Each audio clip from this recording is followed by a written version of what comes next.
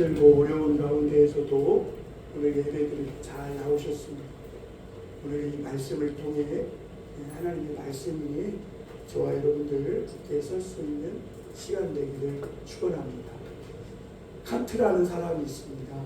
그 사람이 순수 이성 비판에서 하나님의 주권에 대해서 얘기하면서 우리는 인간은 하나님이 보여주시고 가르쳐 주시는 것뿐만 알고 볼 수 있을 뿐이다, 이렇게 얘기했습니다. 그리고 인간이 다 이해할 수 없는 그것은 하나님의 영역에 맡겨두는 것이 하나님의 주권이다, 이렇게 이야기하고 있습니다. 여러분, 오늘 로마서 9장은 참 어려운 성경이에요. 그런데 이 성경을 나눌 때 저와 여러분에게도 하나님이 더 알아가는 지혜와 지식이 쌓여가기를 축원합니다. 제가 언젠가도 말씀드렸지만 로마인들은 세계에서 가장 부강하고 문명이 탁월하고 큰 나라를 이룬 사람들이었어요. 그런데 사도 바울은 이 로마서라는 성경을 통해서 부족할 것이 없는 로마인들을 향해 왜 유대의 작은 나라, 그것도 십자가에 못 박혀 죽은 예수를 너희가 믿어야 하는지 그 질문을 던지고 있는 걸 볼 수 있습니다. 여러분, 왜 문명이 발전하고 부유하고 부족할 것이 없는 사람인데 왜 그들에게 십자가에 달려 죽은 예수가 필요한가요? 성경은 로마인뿐만 아니라 모든 사람이 죄인이기 때문에 이 예수가 모든 사람에게 필요하다고 말씀하고 있습니다. 그 성경 로마서는 정치인이든 교수든 의사든 판사든 모든 사람이 지금 다 죄로 인해 죽어가고 있다. 그리고 이 죽음에서 구원받고 살아날 수 있는 유일한 길은 오직 예수 그리스도의 피밖에 없다, 그렇게 말씀하고 있는 겁니다. 예수 그리스도의 피는 사람들의 모든 죄를 다 씻는 피고, 그리고 예수 그리스도를 믿을 때 하나님은 성령을 주셔서 그로 하여금 하나님의 자녀로 살 수 있게 하신다. 우리 안에 하나님을 불신하는 야생의 습성이 있음을 봅니다. 그래서 하나님은 우리가 그저 설설 달아가지고는 믿을 것 같지 않으니까 하나님은 우리 인생 전체를 통째로 서서히 몰아서 결정적인 순간에 탁 낚아채서 하나님의 십자가 앞에 고꾸라지게 하시고, 그리고 나도 이해할 수 없는 그런 예수 믿는 사람으로 우리 자신을 바꿔 놓은 겁니다. 겉으로 보면 한 사람 한 사람이 참 귀하고 소중합니다. 선하고 좋은 사람들이 신앙심이 깊은 것 같아요. 지금은 목사고 장로고 권사지만, 그러나 여러분, 실제로는 우리가 원래 하나님을 믿기 얼마나 어려운 사람들이었는지 모릅니다. 예수 믿는 것이 이게 내 힘으로 안 된다는 거예요. 오직 하나님의 은혜로. 그래서 로마서는 하나님이 이미 오래전에 우리를 아시고 택하시고 그리고 우리 인생을 몰아서 예수 믿는 사람이 되게 하셨다고 말씀하고 있는 겁니다.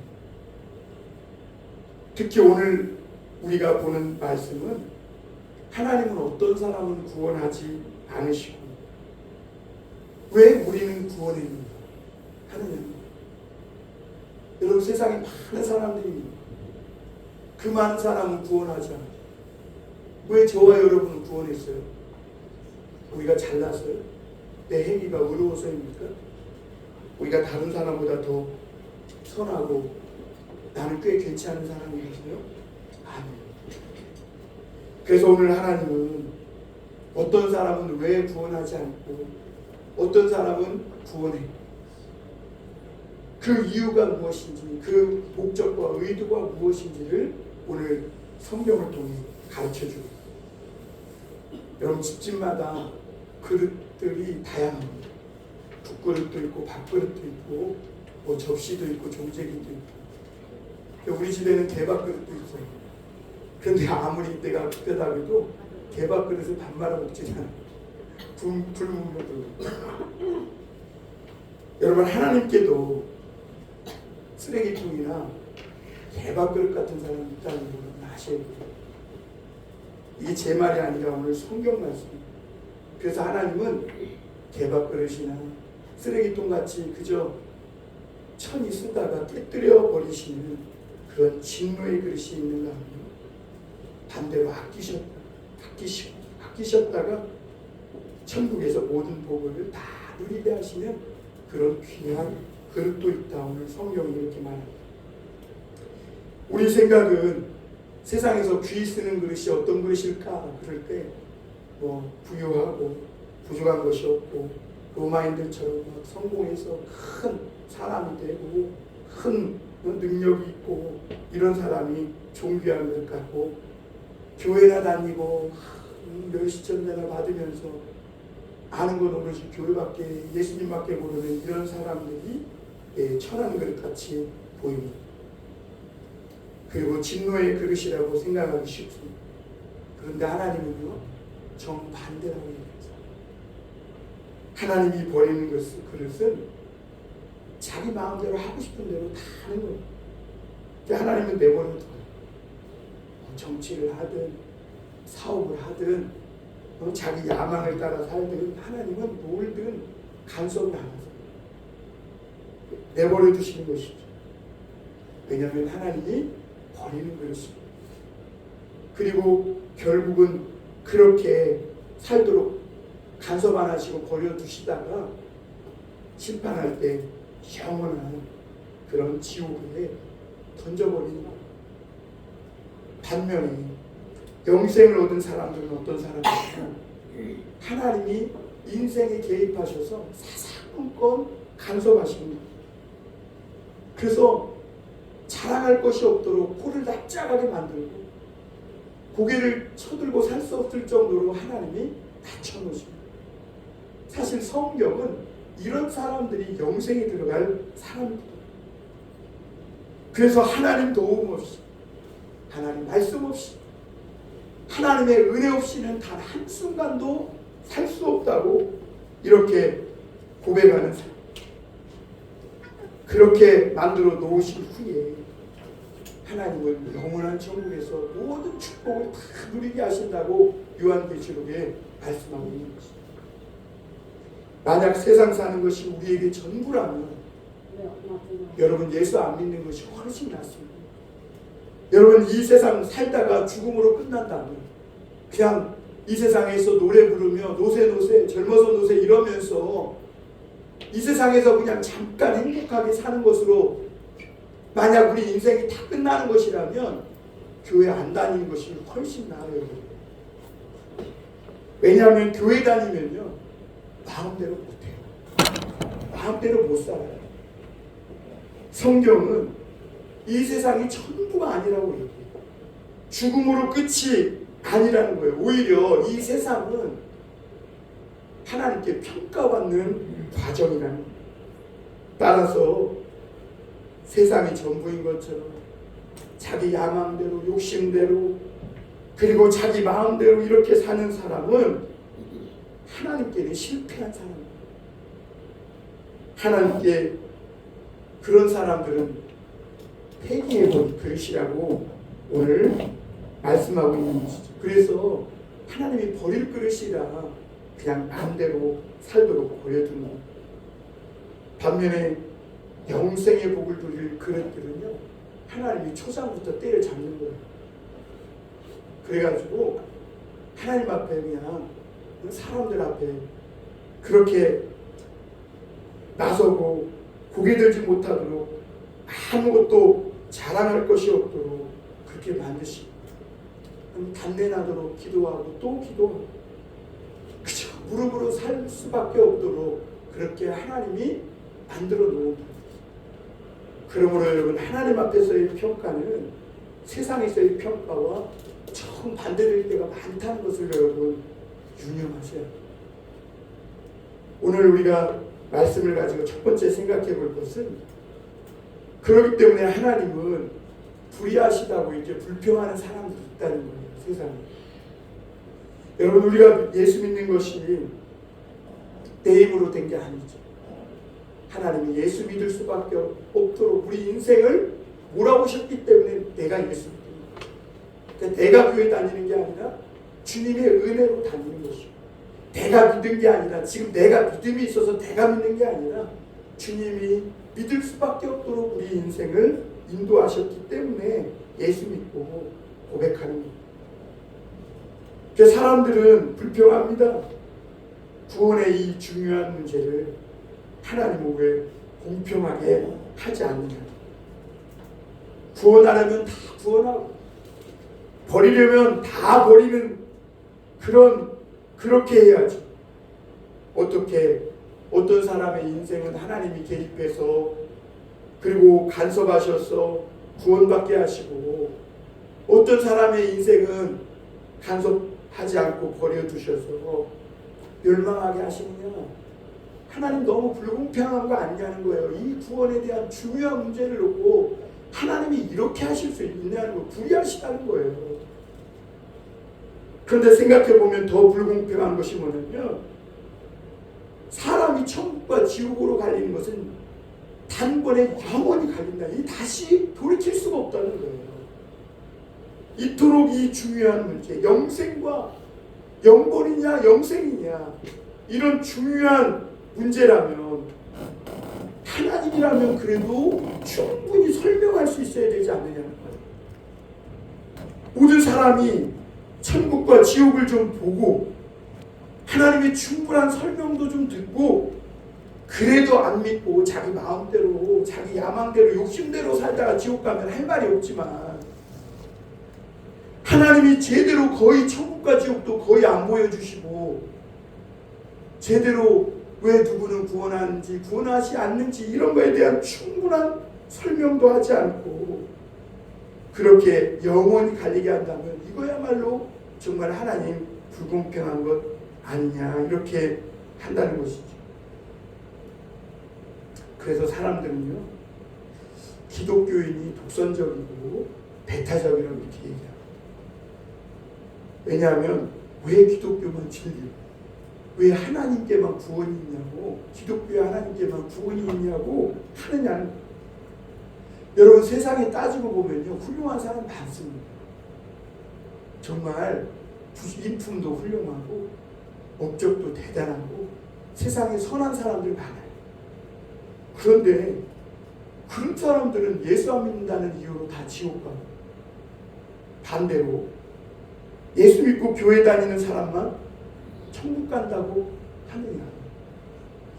세상 사람들은 이거를 독선이고 배타적이고 그래서 교회 안 다닌다 이렇게 말하는 사람들이 많아요. 게다가 여러분, 교회 다니는 사람이 정말 십자가 하나 붙들고 거룩하고 희생이라도 하고 좀 그런 모습을 보이면 그나마 이해가 돼요. 그렇지 않겠어요? 그런데 교회 다니는 사람이 더해. 더 돈 밝히고 더 거짓말하고 더 탐욕스럽고 더 부정하고 더 사기치고. 제가 목사님들 이렇게 뒤에서 섬기면서 부교육자로 있으면서 자기가 막 집사라고 하면서 교회 건축하는데 알아서 다 해줄 테니까 걱정하지 말라, 그런 분들 여러 번 봤거든요. 근데 그런 분 치고 사고 안 내는 분이 한 분도 없었어요. 진짜 참 하나님 앞에 부끄럽더라고요. 사실 저도 여러분 한때는 교회를 상당히 비판했던 사람이에요. 저도 이성적이고 논리적인 걸 좋아해가지고 교회를, 그리고 예수 믿는 사람들 저 따위로 기도하면 뭘 이랬었어요. 근데 어떤 목사님이 그러더라고요. 새벽 기도라도 하니까 저만큼이나 사는 거야. 그렇죠, 여러분. 우리가 기도도 안 하면 더하죠, 더해요. 지금 기도라도 하고 예배라도 드리니까 요 모양 이 정도로 사는 거지, 기도 안 하고 예수 안 믿고 교회 안 다니면 더해요. 그래서 저도 결국 교회로 돌아왔어요. 왜? 내 안에도 죄가 있음을 봤기 때문에.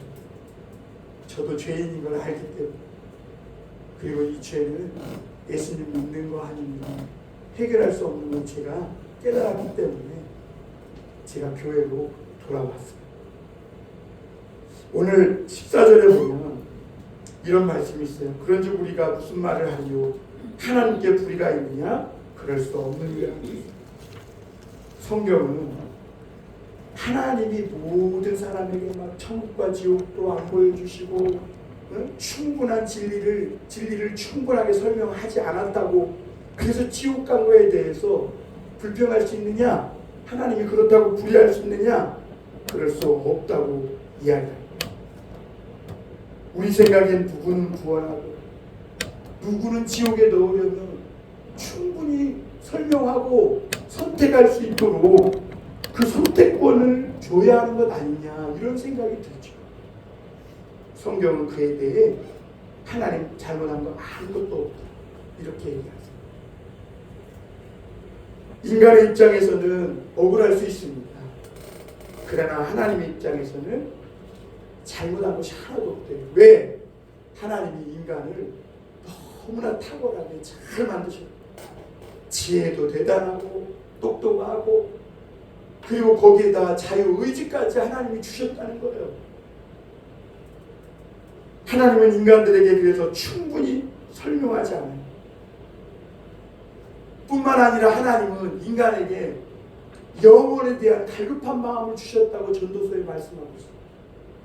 그리고 신에 대한, 하나님에 대한 마음도 주셨고, 모든 것을 선택하고 살아갈 수 있는 자유의지도 주셨다고 말씀하고 있어요. 이 세상 사는 동안 네가 선택하라는 거예요. 너가 세상에 보이는 돈이나 재물이나 권력을 선택하려면 너 그거 가지면 된다는 거예요. 그러나 세상에 가치 있는 것도 우리가 손에 넣으려면 죽을 힘을 다해야 하듯이, 너희가 정말 하나님의 이 구원이 가치 있게 생각된다면 너희도 수고와 희생과 그 비용을 지불하는 거예요. 그래서 무엇보다 하나님을 힘껏 찾으라는 거예요. 뭐 구원을 혼자 만들어내라 그 얘기가 아니라 하나님이 주신 이 자유의지를 가지고 죽을 듯이 하나님을 찾고, 그리고 그러면서 오는 수고와 희생의 그런 대가를 지불해라. 여러분, 하나님은 우리가 살아가는 것 자체가 숙제라고 하십니다. 그래서 여러분, 정말로 우리가 정직한 사람이라면 공부 많이 해서 박사학위 딴 걸로 만족 못해요. 우리가 정말 정직한 사람이라면 돈 많이 버는 것으로, 인기 좀 높아진 것으로, 남녀 간에 이 사랑으로 술 많이 마시는 것으로 만족 못해요. 인간은 그렇게 지음받은 거예요. 그래서 진짜 정직한 사람은 이 마음 안에 영생의 문제, 영혼에 대한 이 문제를 해결하기 전에는 세상이 어떤 걸 줘도 만족하지 못하는 거예요. 그런데 요즘 사람들은요, 입만 벌리면 그저 누가 진리를 떠먹여 주듯이 주기를 바라는, 그렇게 너무 쉽게 하나님의 진리를 이 생각하는 걸 볼 수 있습니다. 여러분, 진짜 진리와 영생이 있고 정말로 멸망과 지옥이 있다면 우리가 너무 쉽게 그냥 입만 벌리고 누가 떠먹여 주는 것을 먹듯이 그렇게 해서는 안 된다는 거예요. 천국이 진짜 있고 영생이 정말 있다면 세상에서 좀 포기할 줄도 알고, 누리고 싶은 것 좀 내려놓을 줄도 알고, 내가 하고 싶은 것 다 하면서 영생 없겠다? 그건 있을 수가 없는 거예요. 수고와 희생과 고난과 죽음을 각오하고서라도 진리를 찾는 갈급함이 있어야 되는 것이죠. 여러분, 인간이 왜 죄에 빠진 줄 아세요? 하나님이 인간을 너무 잘 만들어서 그래요. 그래서 성경은 인간이 신묘막측하고 이 인간의 이 이성이 생각이 너무나 뛰어나고 탁월해요. 만약 하나님이 인간을 약간 바보같이 흐리멍텅하게 만들었으면 죄에 안 빠졌을 것 같아. 그저 살았을 것 같아. 그런데 하나님이 인간을 너무 잘 만들어서 인간이 자기가 토기장이가 되고 자기가 하나님의 자리에 앉으려고 해요. 그래서 하나님이 다른 건 다 몰라도 이 구원만큼은 하나님 마음대로 하신 거예요. 하나님 마음대로. 인간이 아무리 대단해도 죽음 앞에서는 다 똑같습니다. 여러분도 잘 아실 거예요. 그래서 우리는 하나님 앞에 흙덩어리고 피조물임을 깨달아요.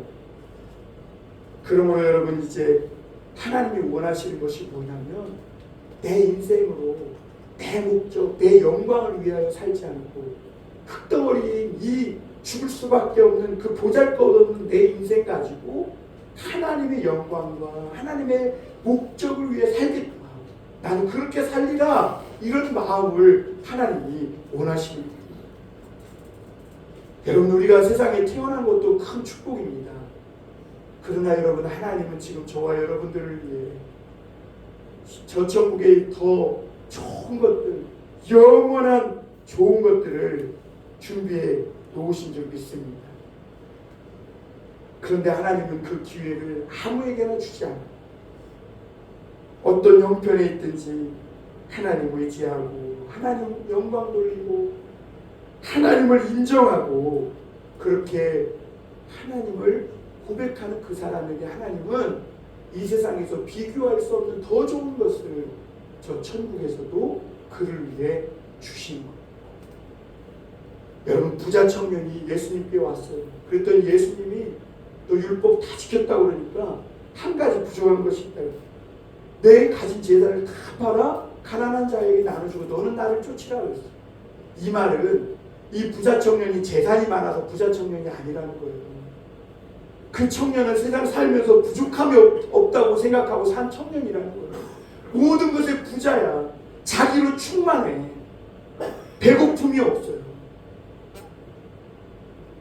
그런데 주님이 그렇게 말씀하신 것은 하나님이 주신 구원이 우리 세상에 가진 것을 다 팔아서 그 구원을 살만한 충분한 가치가 있다는 것을 가르쳐 주십니다. 그래서 여러분 우리가 이 구원을 얻기 위해 하나님의 진리를 찾기 위해 세상에 누리고 있는 것들 다 잃어버리는 한이 있어도 하나님만 바르게 믿으면 하나님은 우리가 그 잃어버린 것과 비교되지 않을 좋은 것들을 다 채워주시고 축복해 주신다고 주님이 베드로에게 약속해 주신 것을 볼 수 있습니다.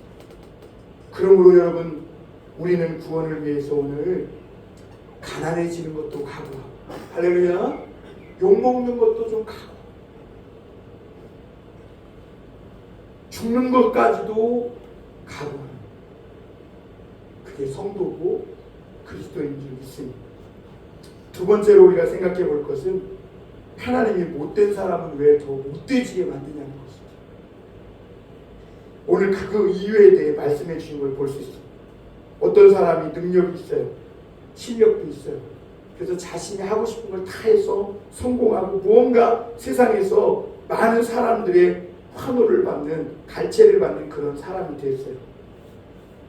그런데 여러분 그런 사람들의 특징이 뭐냐면 사람은요 다른 사람이 피해를 입든 말든 죽든 말든 자기 만리장성을 쌓아요.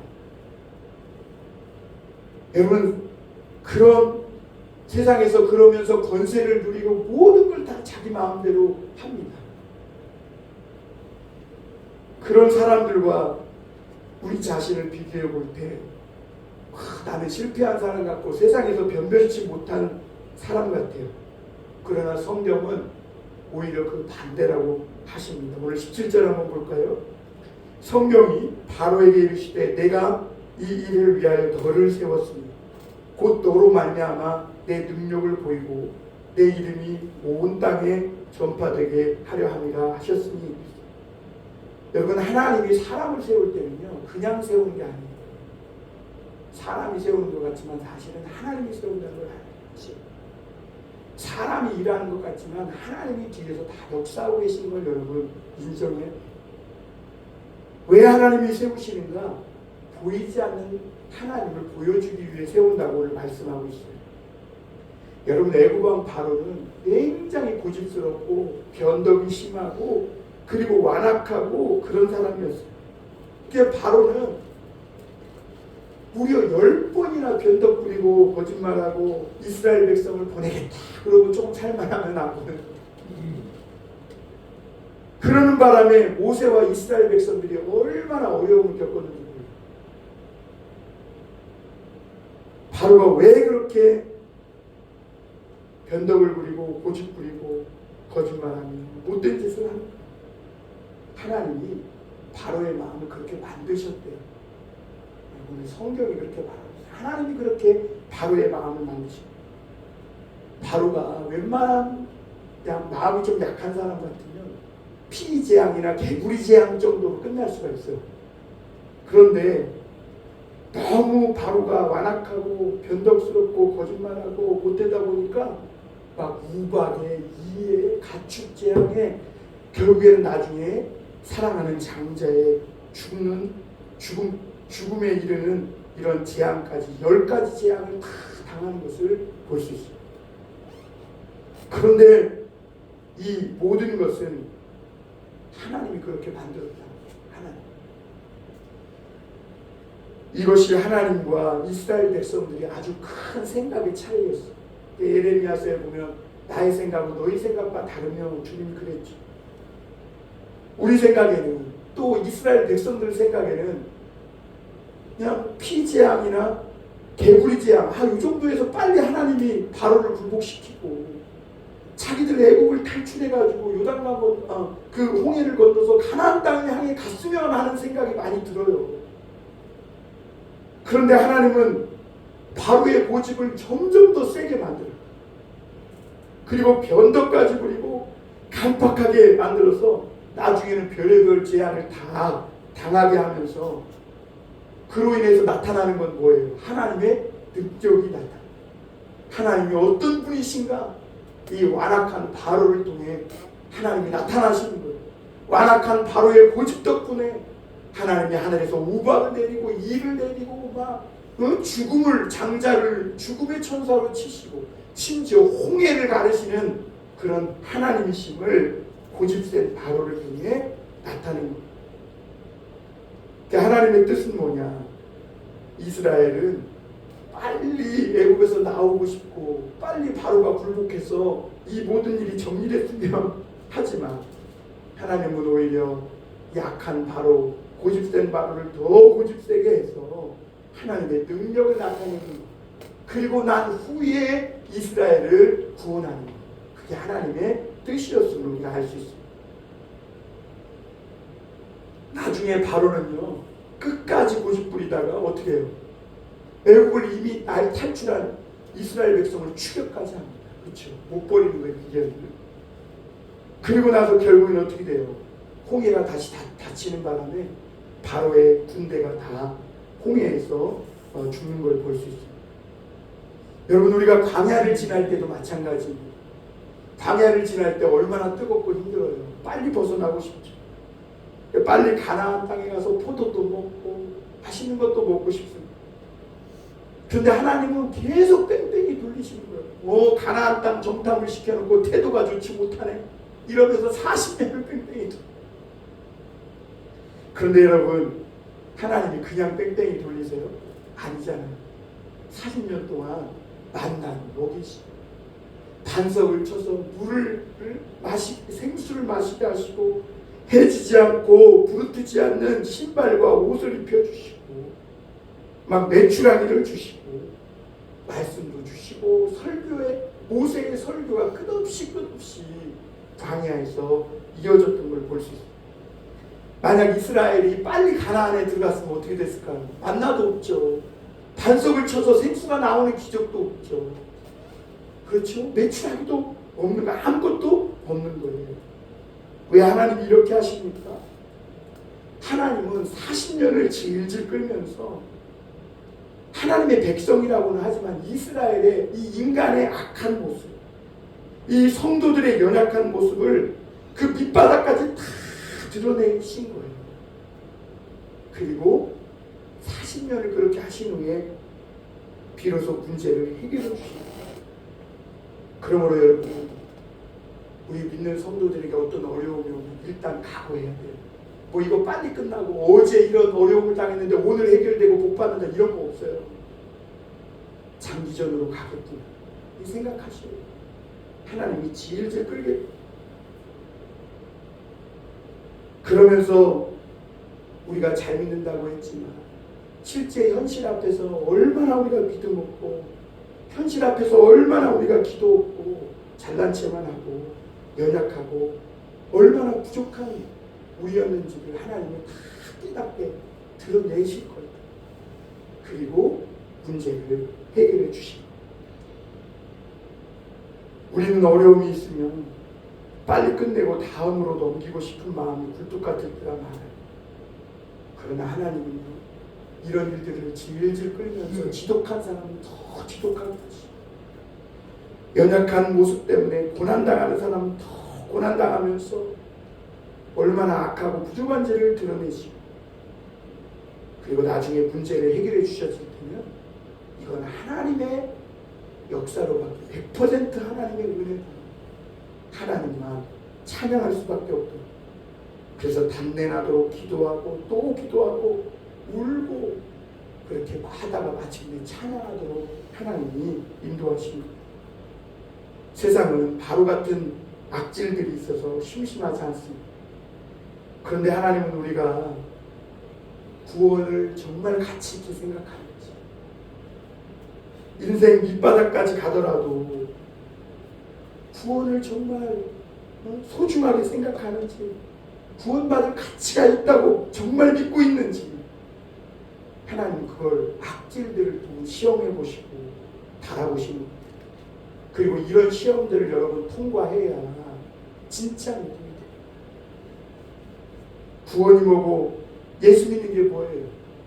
여러분, 예수 믿고 구원받으면 이게 액세서리입니까? 내가 꼈다 붙였다 그게 뭐예요? 진짜 구원이 있고 영생이 있고 천국이 있다면 우리는 그걸 위해 좀 희생하고 욕먹고 때로는 가슴 아프고 어떤 고난받을 각오도 돼 있어야 한다고 오늘 성경은 우리에게 가르쳐줍니다. 마지막으로 한 가지만 더 보겠습니다. 늦어서 이해해 주시길 바랍니다. 하나님 앞에 그럼 정말 존귀한 사람은 누구냐 하는 것이죠. 우리 21절 22절 같이 한번 읽어볼까요? 시작. 토기장이가 진흙 한 덩어리로 하나는 귀 쓸 그릇을, 하나는 천이 쓸 그릇을 만들 권한이 없느니, 만일 하나님이 그의 진노를 보이시고 그의 능력을 알게 하고자 하사 멸하기로 준비된 진노의 그릇을 오래 참으심으로 관용하시고, 23절입니다. 또한 영광 받기로 예비하신 바 긍휼의 그릇에 대하여 그 영광의 풍성함을 알게 하고자 하셨을지라도 무슨 말을 하니. 여러분, 하나님이 본래 사람을 만드실 때는 모든 사람이 다 하나님께 영광 돌리는 아주 존귀한 존재로 다 만드셨어요. 그거는 틀림없는 사실이에요. 그런데 이 모든 인간이 다 타락한 순간 진노의 그릇, 깨뜨려버린 그릇, 쓰레기통과 대박 그릇 같은 그런 진노의 그릇으로 변한 것이죠. 그런데 하나님은 그 중에 일부만 구원하시고 다 영광의 그릇으로 삼지 않으셨다고 오늘 분명히 말씀하고 있습니다. 일부만, 아주 일부만 영광의 그릇으로 택하시고 나머지는 진노의 그릇으로 그냥 두셨다는 거예요. 그러고 보면 우리가 진노의 그릇, 개밥 그릇 같은 사람들이었는데 하나님께 긍휼의 그릇으로, 은혜의 그릇으로, 그렇게 영광의 그릇으로 선택되고 구원받았다는 것, 이거 다 말로 설명할 수 없지만 너무 감사하고 은혜로운 일 아니겠습니까? 여러분, 인간은 아시다시피 그냥 두면 다 강팍해집니다. 악해지고 진노의 그릇이 될 뿐입니다. 그런데 하나님이 긍휼의 그릇으로 삼은 사람은 강권적으로 붙들으셔서 낭떠러지로 떨어뜨리신 후에 하나님 없이 주 없이 살 수 없다고 고백하게 만드시는 거예요. 세상의 눈으로 보면 한심하고 실패한 사람 같고 닮고 싶지도 않은 사람 같지만 하나님은 그의 마음에 믿음을 주시고 장차 하나님의 영광의 그 은혜를 누리도록 하시는 걸 볼 수 있습니다. 반면에 바로 같은 사람은 어때요? 자신의 야망과 멋대로 막 세상에서 권좌에 앉아서 호령하며 그렇게 살다가 결국엔 영원한 심판을 받고 지옥에 떨어지게 한 것을 볼 수 있습니다. 세상은 자기 하고 싶은 대로 다 하는 사람이 존귀하다고 얘기해요. 그러나 하나님께는 그런 사람은 버린 그릇이에요. 버린 그릇이기 때문에 하나님이 제멋대로 살도록 내버려 두는 거예요. 하나님이 사랑하시는 사람은 절대로 그냥 두지 않아요. 다리 하나라도 부러뜨려서 하나님 앞에 나오게 하시고 자랑을 거듭게 하시고 일용할 양식을 주시오며 라는 이 주기도문이 절로 나오게 만드십니다. 사람들은 갈 때 가더라도 세상에서 하고 싶은 거 다 하고 싶어 합니다. 그런데 하나님은 그러지 말래. 왜? 천국에서 너를 위해 더 좋은 걸 많이 준비해도 갈 때 가더라도 좋은 거 누리며 가겠다. 그러지 말고 하나님과 함께 고난을 받으라는 거예요. 성도들은 세상을 보는 눈을 바꿔야 합니다. 하나님은 영생의 복을 주시기 위해 지금 우리를 다 주고 계시다는 것을 봐야 합니다.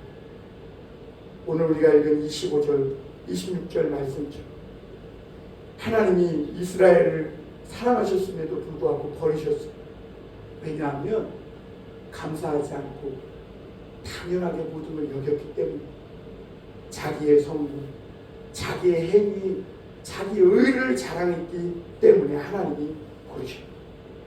대신 하나님이 하나님을 알지도 못하는 이방인들을 택하시고 구원하셨다고 말씀하고 있습니다.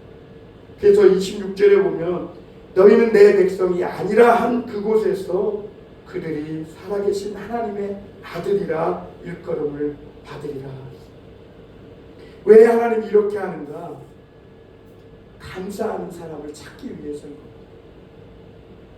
하나님은 이스라엘 백성이 바닷가에 모래 갔다고 해서 다 구원받는 게 아니에요. 오직 남은 자만이 아브라함의 씨고 구원받을 거라고 말씀하고 있습니다. 남은 자가 어떤 사람이에요?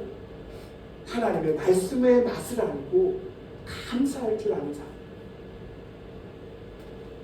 여러분, 우리는 하나님의 구원이 얼마나 두렵고 무서운지 알고 신앙생활하는 성도들이 되어야 될 줄 믿습니다. 우리 신앙에 감사가 없어질 때 여러분 이미 올무에 걸려 넘어지고 있다는 것을 여러분 스스로 깨달으셔야 돼요. 공로 없이 구원해 주신 것 감사하게 하기 위함입니다. 그래서 어려운 일에도 감사, 돈을 좀 잃어버려도 감사, 가난해도 감사하고 욕먹어도 감사, 하나님을 위해 봉사하다가 누가 하나로 줘도 감사. 지금 당하는 것도 고생 아무것도 아니라는 거예요. 하나님이 저 천국에 엄청난 축복을, 그리고 이 땅에서도 이미 내 행위로는 살 수 없는 구원의 은총을 이미 받은 자들이기 때문에 우리는 무슨 일에도 감사할 수 있다는 것이죠. 왜 이스라엘 백성이 전멸합니까? 앞서 말씀드린 대로 그들은 감사하지 않고 당연하게 여겼기 때문입니다. 하나님은 지금도 채로 까불르듯이 감사하지 않는 자를 골라내십니다. 그러므로 어떤 어려운 일이 있어도 감사 잃어버리면 안 돼요. 특히 5월은 가정의 달, 감사의 달 아닙니까? 부모님께 감사하고 스승에게 감사하고 그리고 우리 이웃들과 모든 이들에게 감사. 하나님이 왜 이방인들을 구원하십니까?